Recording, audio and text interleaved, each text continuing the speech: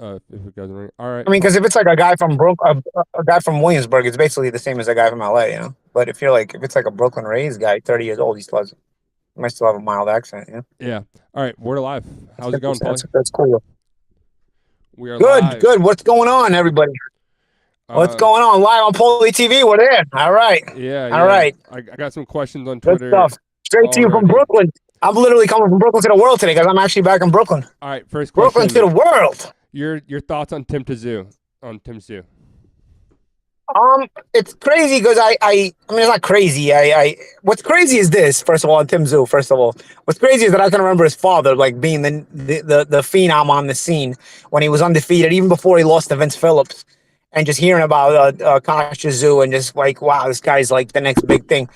And now it's Tim Tszyu who's kind of just burst on the scene. So I'm officially feeling old. That's my first thoughts on Tim Tszyu. Second of all, on Tim Tszyu, when I first saw him on ESPN a few years back, they had a broadcast from one of his fights in Australia. I said he's going to go down as the best Australian fighter ever. I really believe that at that time because as far as Australia goes, there's not that many high skill Australian fighters. I mean, Billy Dibb was a skilled boxer, but for the most part, guys in Australia typically make their bread. They butter their bread on being tough fighters. You know, even the best fighters Australia's had, like Jeff Fennick. You know, they've been just mainly tough guys. They haven't been like skill fighters. Tsyzu is Australian, but I don't really count him because he came up in the Soviet amateur system. So his skill set was a different thing. So Tim Tszyu, born and bred in Australia, I mean, can become really the highest skilled Australian fighter that I've ever seen. You know, again, Billy Dibb also buttered his bread on skill. He got to a certain level, he won a world title. But I really think Tim Tszyu can really become one of those special fighters, sort of like his father was. And he's Australian born and bred, so I think he can go down as one of the best, if not the best, Australian fighter ever. But he's in a tough weight class. So it's not like Charles going to give him the titles. That's for sure. But you know what? Him with a big win over a guy like Tony Harrison last night, I think it sets the stage to start demanding a fight with Jermell Charlo. Jermell is still, the man at the weight class, and he's proven that it's not just that he has the belt; he's actually literally the best fighter in the weight class. But it's a good weight class. I mean, you got Fundora, you got Tim Tszyu. It's one of those weight classes that, despite it being so strong, and yet Jermell was able to win titles in such a strong weight class and unify the titles in such a strong weight class. It continues to churn out more tough fighters and more skilled fighters and more really destructive fighters like Fundora and Tszyu. Because it's not like Charlo went and got himself the title at this weight class in a weak weight class. Charlo won himself the undisputed title in a very tough weight class, and it remains tough. Like, it's churning out new guys that are tough. So it's an exciting weight class. And adding off that, so your first thoughts on that fight, if or when that happens. You still probably favor Charlo in this moment, but I tell you what, Tszyu is a hungry guy. He's a skill guy. Listen, it's really hard to bet against Charlo right now, man. It's just like Tszyu excites me. You know, he's as a new guy and he's a skill guy. Like I said, he's been a skill for a while, and like I've been very impressed with him. Not just with the skill, but obviously his determination to go get it. He still has that youth energy where, he's still trying to accomplish everything, Charlo still fights with that anger, still fights with that energy, despite not being the youngest guy anymore. He's in his early 30s now, but I think it's a very, very good fight. I know Fundora's tough. Tszyu's tough. I mean, Charlo still has his work cut out for him. Listen, he earned the undisputed title. He had his work cut out for him in earning the undisputed title. He didn't just go get it in an easy route, and yet, to keep the undisputed title, if he's going to defend against these guys, it's still going to be tough. I still think Charlo's probably the best guy in the weight class, though. But, man, I think Tszyu has a possibility to do some special things. But so does Fundora. Listen, hopefully boxing doesn't pull a boxing and not make these. Hopefully we get to see these fights. Okay. There's a few people are chiming in. We got 60 in right now. We got 60 people in already. Damn. Is Tszyu better than Castano? I think he is. Yeah, I think Tszyu's better than Castano. Castano is slightly skilled, but more rough and tough as far as Argentine, South American guys come with character. Good fighter. I think Tszyu is a little bit different dimensions than Castano. I think he brings a bit more dimensions. I wonder if he's as tough. Like, Castano's really tough. Castano's a really rough guy. I don't think Tszyu's not rough. I mean, you see Tszyu kind of making it physical and making it rough. I don't think that's his main go-to though. Like Castaño's main go-to was a physical fight. I think Tszyu can be physical, but he's not as physical as Castaño. But yet I do think he brings more skill to the table. Okay, yeah, we got a few right here. JS 2000. Should Harrison have been pulled out or stopped? And is Tony Harrison done? You know what it is with Tony Harrison? It's one thing that it's something I can relate to as well. Once you start to have other things going on in your life, you start to compartmentalize things more and more and more, and boxing becomes just one of those compartments as opposed to the only compartment. It's kind of a good thing because it means you've got your life in order and you've got other things going on, but of course having those things going on means you have to attend to them and then take care of them and things like that. You know, Harrison has a gym. He also trains Alicia Baumgartner, who's a world champion in her own right, one of the best female fighters in the world. He also, runs like some sort of charity. I see he's very big in the community. He does a lot of positive things, both for himself and for those around him. And that can be good and bad. When you have a boxing career, that's not necessarily always good because, it forces you to compartmentalize more and more things. And so boxing becomes just one of those compartments. And the more things you compartmentalize, the smaller the compartments have to be in order to fit them all in the same place, right? So I think Tony Harrison is just, he's one of those guys, he won a world title. He's had a good career. I think he was one of the best fighters in the world at one time, and he proved it. But I don't think, even when this fight was signed, I had these same thoughts, and I said to myself, he's probably not going to be able to be as hungry as Tszyu is. Tszyu has everything to go for it and still in front of him. Harrison at one time was like that, but at this point, Harrison has a lot of things going for him. And so boxing sort of, I wouldn't say it takes second, other things take precedence, but subconsciously it kind of does, because you're suddenly not willing to bite down as much as you used to. Harrison could have been pulled out. I mean, maybe Harrison could have been pulled out, but again, it's the championship of the world on the line, so you always edge towards going a little more with that.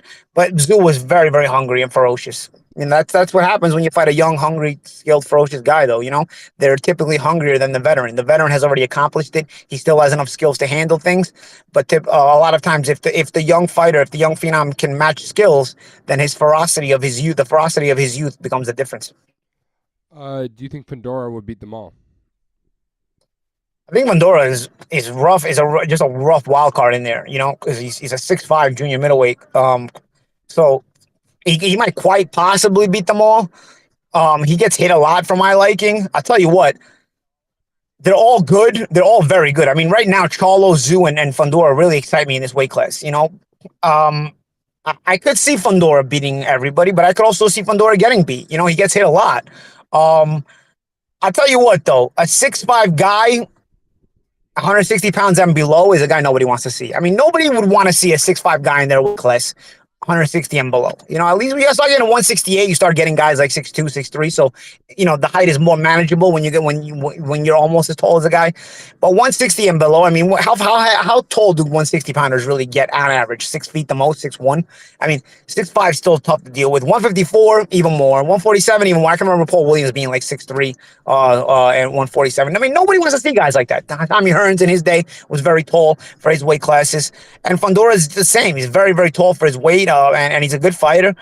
I don't really think anybody wants to see a guy like that, but we want to see him as fans, because I tell you what, he's a tall guy, but it doesn't make the fights boring. He makes the fights exciting. I'll reiterate what I said before. I hope all these guys fight so we get to see who beats who. But to say Fundora beats those guys, he could, but he could also lose. It's that kind of weight class. There's that kind of skill in the weight class, and I hope that's why we get to see the fights. I hope they fight each other so we can get to talk about it a little more. Speaking of big fights and big fighters in their weight class, Benavidez versus Plant, has your opinion changed since your first video on it?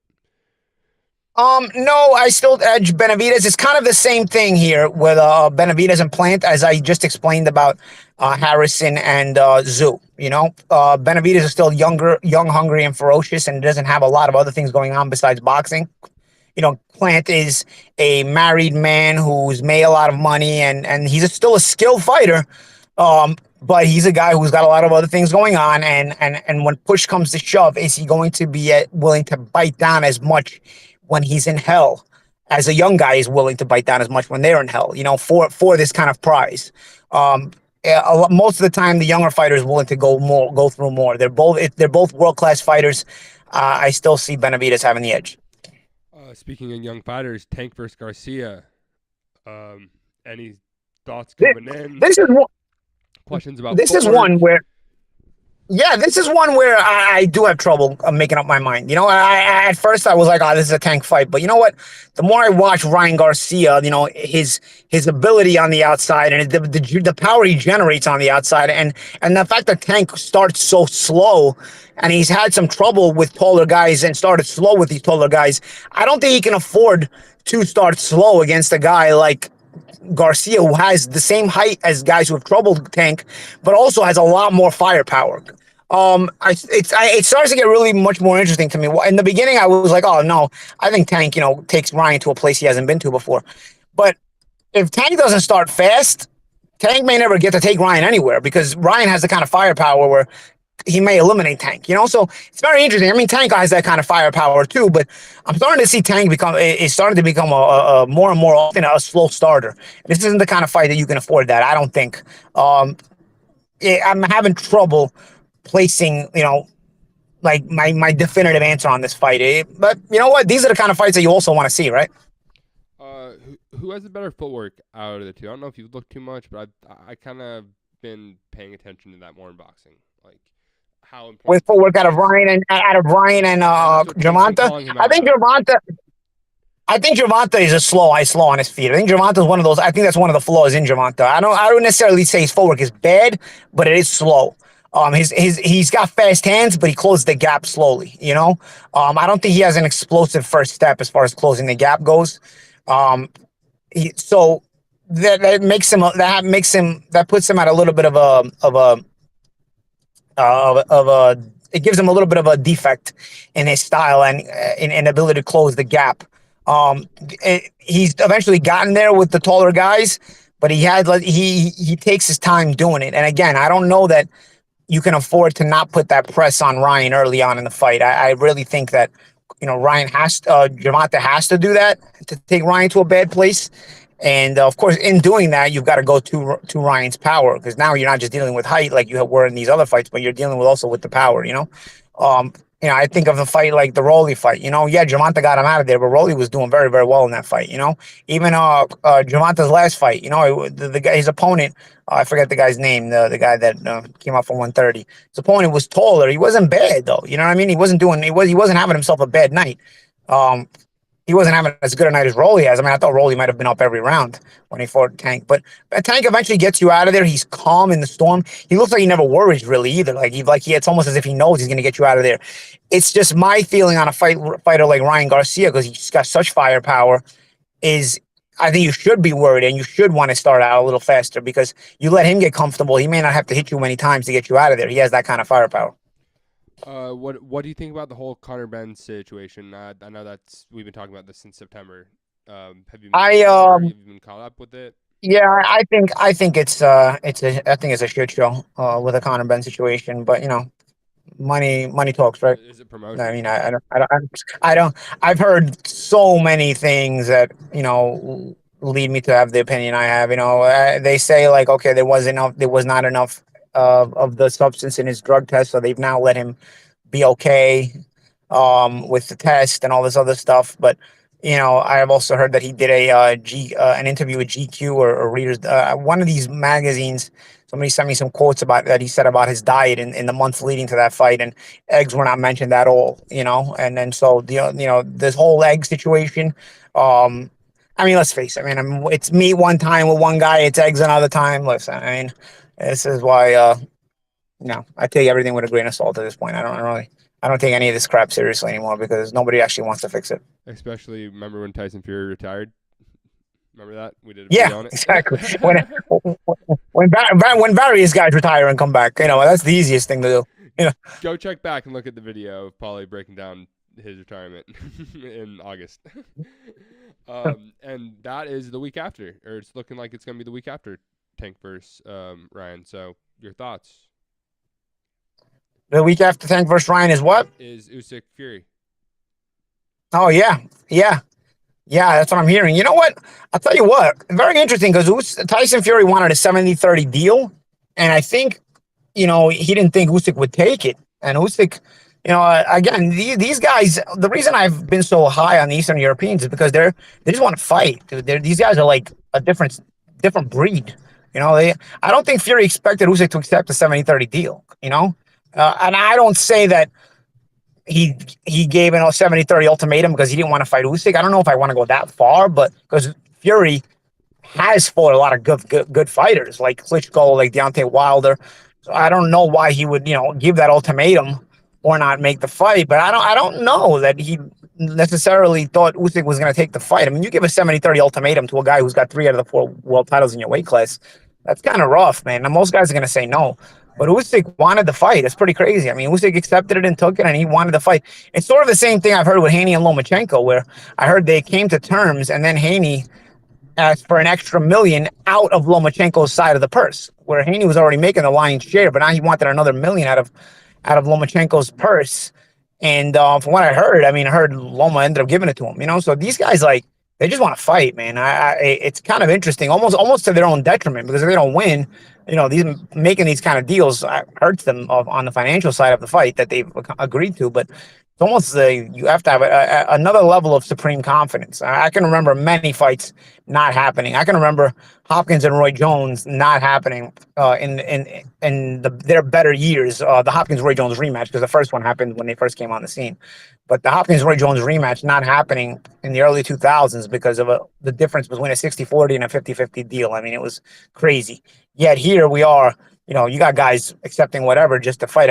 Again, I just think it's one of the reasons I think Eastern Euros are just a different breed. They don't care. They just want to fight. It's weird. And I can't even say I'd accept those kind of deals. But if I'd accomplish what they'd accomplish. If you're Usyk, or if, let's say it's 10 years ago and you have 3 belts, and Yeah. would Yeah, no, I don't necessarily think I'd do it. No, I don't think that. I don't necessarily think I'd do it. It's pretty crazy. I don't know. Even with Haney and Lomachenko, if we come to terms and then we agree, and then you suddenly tell me I got to give you another million out of my money, I'd find it very hard to give it to you. I'd actually find it disrespectful even. But I don't know. Like I said, these guys are down with it. They're fighters. So that's why we're here sitting talking about it, and these guys are doing it. Speaking of Loma Haney, that's what everybody's asking in the chat right now. Has your mind changed on it? It's looking like it's happening. I won't necessarily say my mind's changed, but I do think as the fight gets closer and it's gotten a little bit further, it's gotten more and more delayed. I think every advantage is as the more the fight gets delayed is for Haney, because he's the younger fighter. But there's some interesting tidbits here. Haney has been a guy hasn't really been tested yet. When I was saying about the Charlo getting to the undisputed title in the most difficult of ways, in a tough weight class where he had to unify against very tough fighters, and he still has to defend against very tough fighters, Haney's kind of the opposite. He kind of had a very easy route coming up. His best opponents were way, way, way past their prime guys. They to the point where you couldn't even compare them to what they were in their primes by the time he fought them. Didn't look particularly great against them, but he beat them. And then he walked into a George Kambosos fight. Well, gotta give Kambosos credit. He had the undisputed title, and Haney took it from him. But I still haven't seen Haney really do anything to try to get the tough fights. He's talked about the tough fights, but he hasn't tried to get the tough fights. And so this is interesting because I think this is the toughest fight of his career. I think it's coming at a good point, and he's going to deserve a lot of credit if he wins it.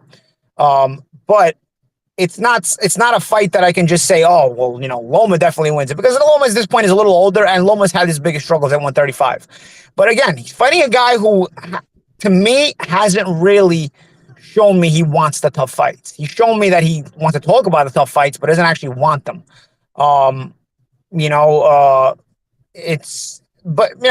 Here they're gonna fight May 20th, so it'll be interesting. It's certainly something. But I think this is a good fight because for all the intangible reasons. I think Haney's unproven, and I think Loma has looked a little bit subpar. Of course, I'll go back and say it again. Jermaine Ortiz would probably be the toughest fight on Haney's record too. If Jermaine Ortiz fought, Jermaine Ortiz is better than Haney fought. Anybody Haney fought. No, Haney has not fought anybody even as good as Jermaine Ortiz, let alone as good as anybody Lomachenko has other guys Lomachenko has beaten. So again, this is why there's so much up in the air. I mean, we don't really know who Haney is yet. We know he's a skilled fighter. I think he's a good fighter. He's a skilled fighter. We don't know how far he can raise his game yet because we haven't seen him in a fight where we see where when your level has to be raised if you can take it there. I think this fight is going to start to tell us a little more about Haney if he can raise his game to a little bit of a higher level before he goes to the 140-pound division. And I think Lomachenko, even though it's the right time to get Lomachenko, I don't think he's completely done either because Lomachenko almost has that unfinished business left. He's almost had like the taste of the undisputed title right here. He was supposed to get the Kambosos fight, but he turned it down for the war. And so I think a piece of him also feels like the only reason Haney's even ever won a title is because of him. So I think he's also has that, that mindset like he's going to get with his. So I don't know. There's a lot of intangibles in this fight. I look forward to it. And is it in New York or is it in Dubai? Where'd they make it? I heard they made it May 20th. Where'd they end up making this fight? I think it's in New York. Chat. We'll find out in the chat. It's a nice one. And on all that, so Tank beating Ryan, if he beats Ryan, is that a better win than anybody on Haney's record? Yeah. I mean, unless Haney beats Lomachenko. Okay. I mean, I think Haney beating Lomachenko is a very good win. Okay. If Haney beats Lomachenko, it's a very good win. No matter what. I mean, I know you'll have the critics say that Loma was a little older, but it doesn't matter. I mean, Loma is Loma even now, and I don't think Loma's. I don't see Haney fought Gamboa and Linares when they were completely shot. Like you can't even acknowledge those wins as having beaten those guys he had to beat. They were totally shot. But Lomachenko is not. Lomachenko has a tough fight against Jermaine Ortiz, but it made me rate Jermaine Ortiz higher because Jermaine Ortiz showed me some things in that fight to tell me that he's a dangerous guy and he's a good fighter. And like I said, Jermaine Ortiz I said this prior, Jermaine Ortiz already had a draw against Joseph Adorno, and I know Joseph Adorno. He's from the Northeast, and I know him and his family well. That kick a fight, bro. So you had a draw with Joseph Adorno.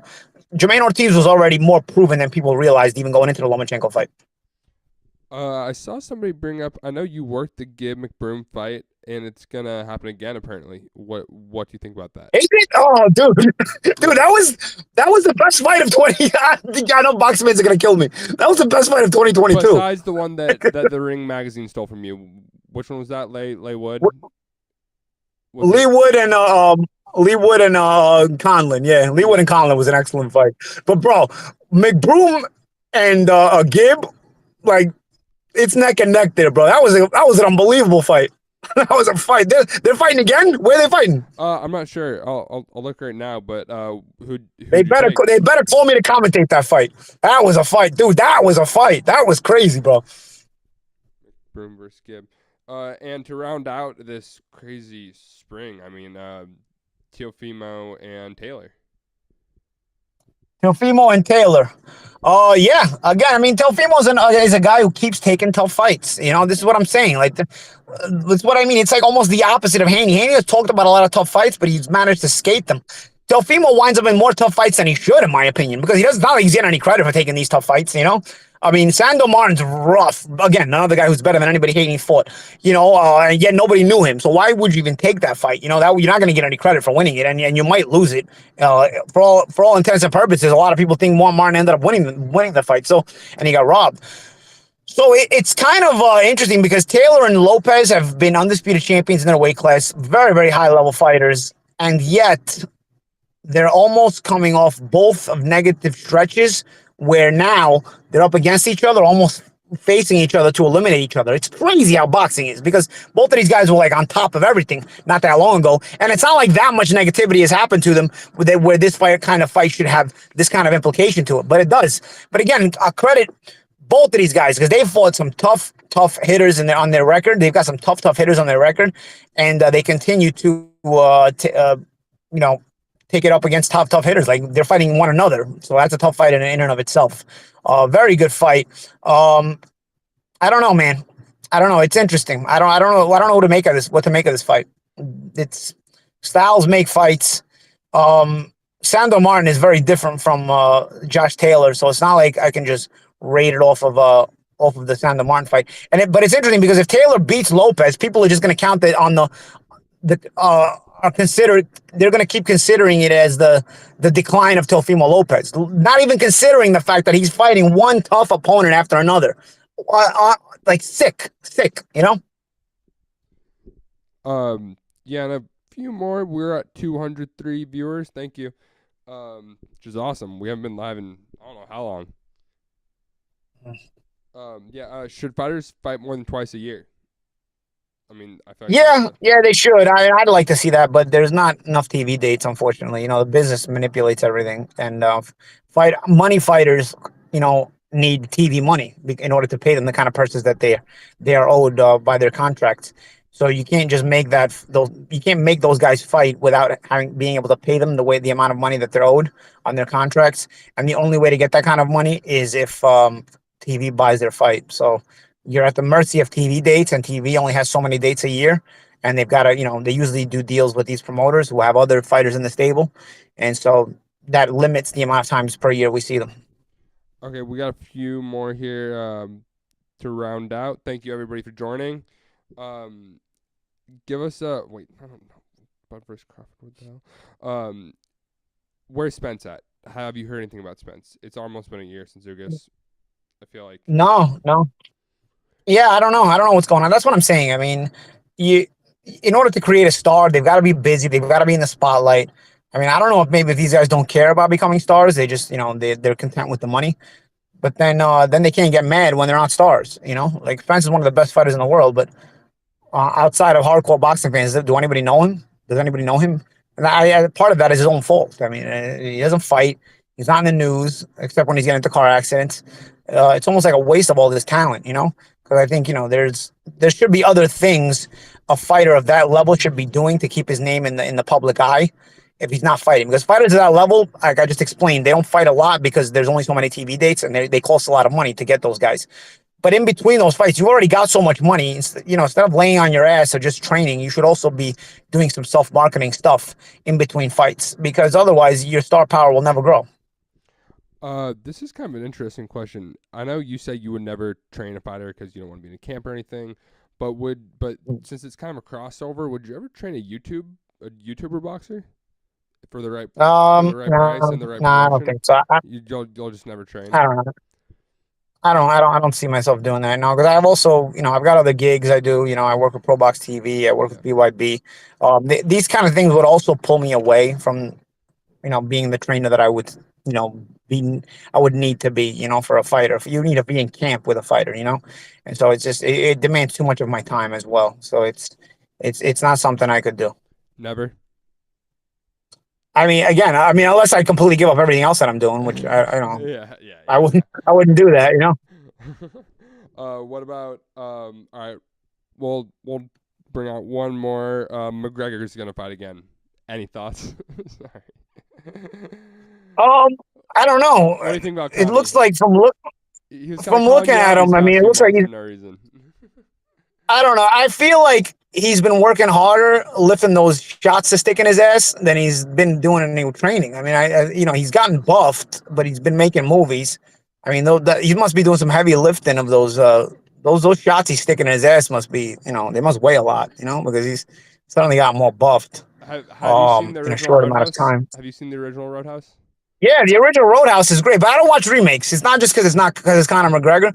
Remakes suck. You know, the remakes I tried to watch, like Point Break, they ruined it. You know what I'm saying? Like, the modern generation is turning to old movies that were great because cancel culture has ruined any possibility of making any really good movies. So they figure if they resurrect some of the old movies and remake them, people will, you know, try to jump on the bandwagon. I don't want to watch a woke version of any of my classic movies. Like, I don't need that. I don't care for it, and nor will I watch it. Like, I watched Point Break. It sucked. The original Point Break was great. And so after that, I said, no, I'm not doing this again. So, like, I didn't waste my time getting excited over Coming to America 2.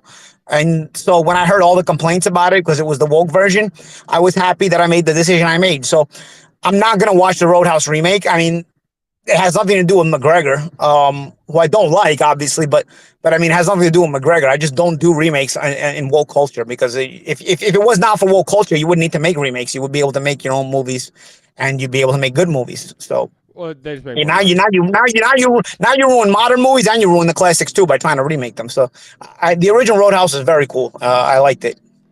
All right. Well, that's about it. I I mean, own it actually. I you own own the it. old original Roadhouse.